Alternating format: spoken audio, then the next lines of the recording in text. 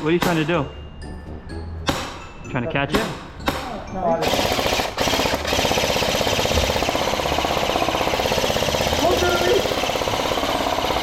Oh, yeah. Ow! I can't fuck at it!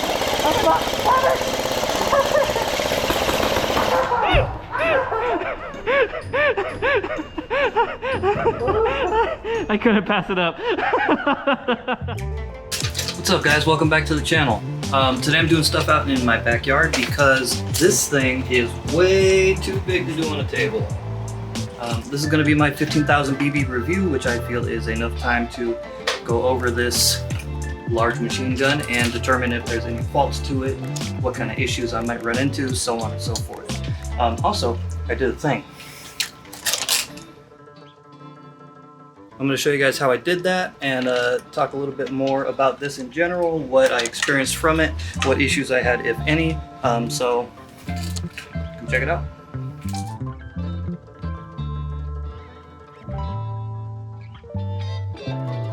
Real quick, I want to thank the sponsors of this channel. First is LA-Kappa Customs. Go check them out if you're looking for the best hi-capa upgrade parts or monk customs gear.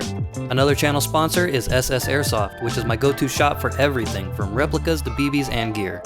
Last but not least, thank you to my guys on Patreon and especially Tyler B, as he continues to be my top supporter. You guys are slacking. Starting off at the front with the bipod, this is actually one of my favorite details in that the bipod actually locks inside to the receiver with a switch that you have to pop out yourself, so you're not accidentally going to be dropping your bipod when you're running around. Super nice to have. Over on the top, of course, you have the carrying handle, which you can also use to unlock the outer barrel assembly and change your barrel if you need to, or if you want to kind of shorten this thing down for transport, or, you know, whatever. Just make sure that you don't accidentally unlock it with the trigger, or else you're going to separate your outer barrel from the receiver and wonder why you're not feeding. On the right side of the receiver, you also have a mock charging handle. When you open the dust cover, you'll see the wiring for the box mag going to the rear, and your AEG battery actually powers the box mag, and it's all set up through the trigger, so you don't have to worry about pre-winding or pressing a button or anything like that. Every time you pull the trigger, the box mag is feeding at the same time, which is really nice. Moving over to the stock, there is a release button on the bottom which will let you slide the stock out. For the rear connection, you'll see that mine is Dean's. That's because I changed it because I only have Dean's batteries. Out of the box, these are going to come with small Tamiya ports. Looking inside the stock, you'll see the entire thing is hollow, so there's tons of space that will fit any size battery you want to put in here. Moving over to the box mag, it very easily slides on and off, and you don't have to worry about plugging anything in or anything being aligned or really anything that could possibly be a headache. This thing is very set and forget. Once you slide it on, it's good to go.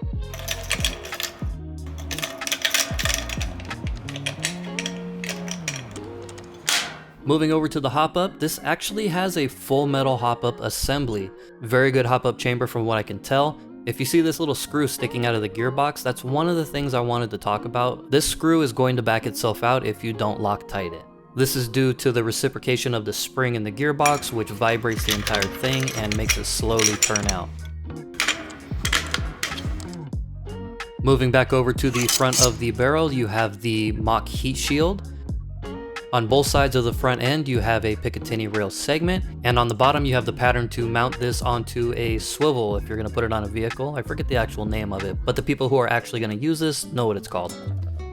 So this is the original box mag, which is super bulky and sticks way out to here when you have it on, and it makes it basically impossible to shoulder this properly, and it's just a giant pain in the ass overall. So what I did was I replaced the stock one with a real M240 Bravo nutsack. Check this out. Basically, I gutted the inside, the motor and the feed tray from the original one, and I cut it down, stuck it into here, and I used the original mounting bracket from the stock box mag. So you can see here, this is where the original rivets were on the real steel version. I popped out the rivets and I was able to screw the mounting bracket from the stock box mag directly into here. After that, you know, you just cut down the motor and feed tray and everything, just shove it in, and that's literally it. It's super easy. After I did that, I went and I picked up some, these are real bullets, but the primers are struck on them, so they are inoperable and safe. Everybody likes to look cool in Airsoft, right? You can't get much cooler than that.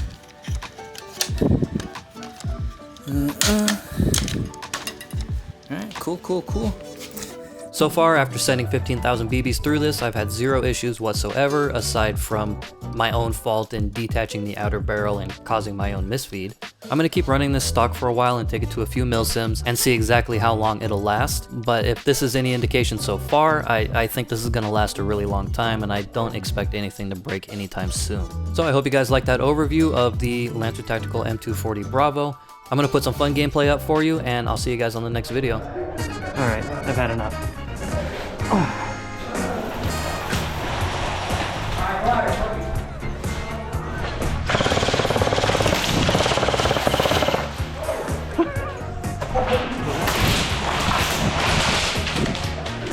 You ready for this?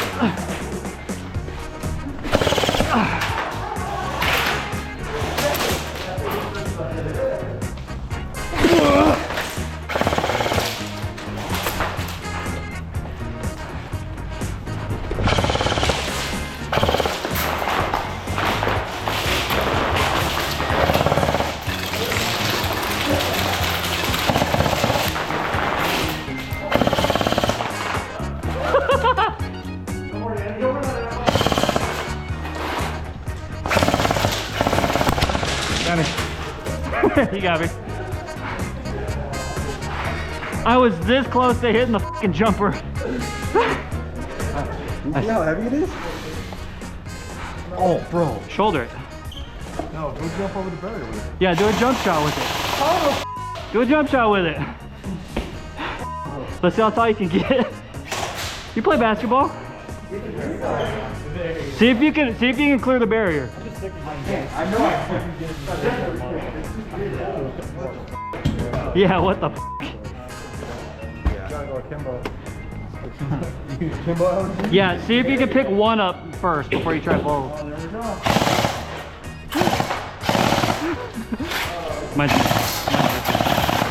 Jesus Christ. Okay, now I want to try. Yeah. Oh, apparently, right. I'm ambidextrous. Oh, ambidextrous.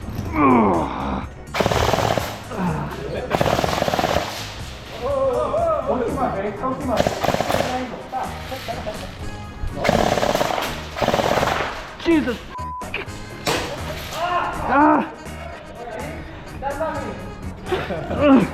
I was slowly leaning further and further back because they were getting heavier. Hey, if you liked that video, make sure to check out my last video on the 240. You can find it right here. Thanks for watching, guys.